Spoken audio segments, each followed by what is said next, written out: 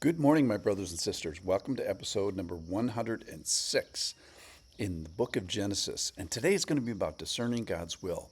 It's a story where Abraham sends a servant on a 1,000-mile journey to get a wife for his 40-year-old son, Isaac. Now, why should we study it? Well, first of all, it's a long narrative. It's 67 verses. It's all of chapter 24 in the book of Genesis.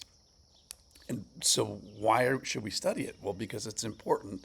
And what's it do for me right now? Well, it's a story that gives us an idea about how to discern. How is the Lord sovereign in everyday kind of decisions? And what is the faithful approach to large decisions in our life?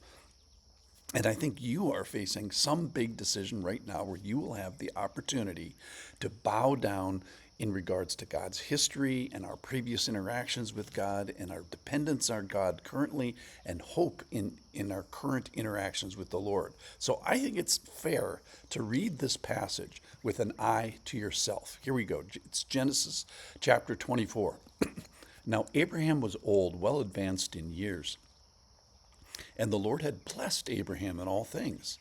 And Abraham said to his servant, we don't know his name, the oldest of his household, who had charge of all he had, put your hand underneath my thigh, that I may make you swear by the Lord, the God of heaven on the earth, that you will not take a wife for my son from the daughters of the Canaanites, that's where he's living now, among whom I dwell, but go to my country, to my kindred, and take a wife for my son. So the interesting thing about this, let me just pause for a second. He left Mesopotamia about 100 years before this, and yet still refers to it as my country, my kindred. And he kind of doesn't want his daughter-in-law to be from the Canaanites, who are going to be a picture of evil here soon enough. And he says to the servant, I want you to go on 1,000-mile journeys, 500 plus miles one way and back. And at 25 miles a day, that's 6 weeks. It probably took him more like 8 weeks to make the round trip journey. He takes 10 camels and men to care for them and riches. So it's a 2-month journey at great peril, great cost, great expense. Verse 5. The servant said to him, perhaps the woman may not be willing to follow me to this land. Must I then take your son back to the land from which you came? Abraham said to him, see to it that you do not take my son back there. The Lord, the God of heaven, who took me from my father's house and from the land of my kindred, and who spoke to me and swore to me, your offspring I will give this land. He will send his angel before you. That's a beautiful part of this. He will send his angel before you, and you shall take a wife for my son from there. But if the woman is not willing to follow you, then you will be free from this oath of mine. Only you must not take my son back there. So the servant put his hand under the thigh of Abraham, his master, and swore to him concerning this matter. So this is the faithful servant of Abraham. It's his oldest, most faithful guy who had been through all the battles with Abraham. He was also in charge of all he had, so he's trusted. And this sign of submission to the strength and authority, this putting his hand under his thigh, is these guys are united and committed to this. Later on, he's going to pray that the Lord would grant him success in this and specifically call on a particular aspect of God's character. So this guy, the servant guy, knows God's character and God's interaction with Abraham.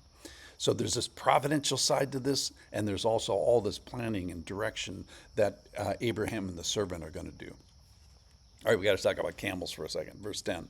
Then the servant took 10 of his master's camels and departed, taking all sorts of choice gifts from his master. And he arose and went to Mesopotamia, 500 miles away, to the city of Nahor.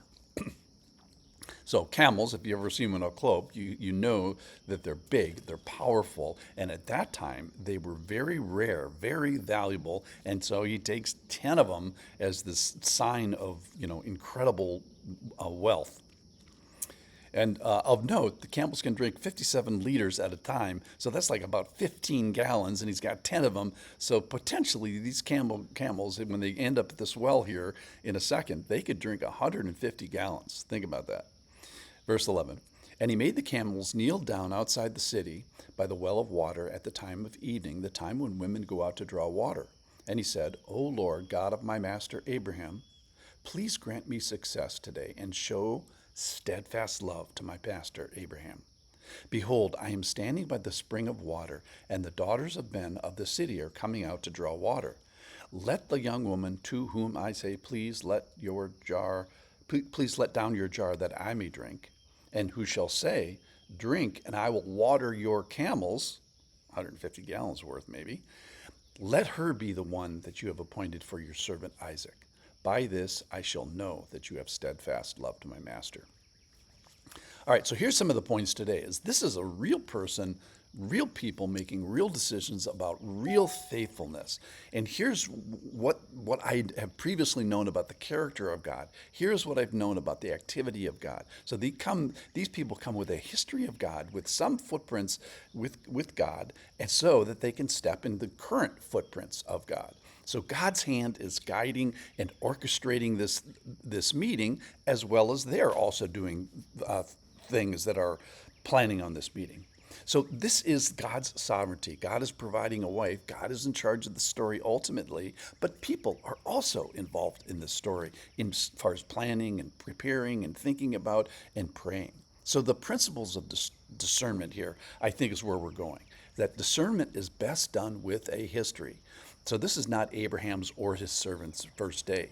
It's demonstrating some long history with God, 100 years. And if your history isn't 100 years, then start today. Discernment is best done with prayer and pleading and dependence. So yes, the Lord has a special relationship with Abraham, but we can't say, oh, that's just Abraham. We don't have that special relationship. Well, why did God have a special relationship with Abraham? So that Abraham could be a blessing to the whole world in this way, that he could extend a relationship to you. So you can have the boldness of Abraham, the intimacy of Abraham, almost this presumptiveness in the story that this is the way God has operated in the past. So discernment is best done with this posture of experience, but also posture of dependence that they actually verbalize. And then finally today is discernment is best done with expectation. Like they pretty much expect this thing to go off well. So today, why study the story? Why look at this story? Because you're making a similar decision today. So let's make the decision like Abraham did. Thanks for listening.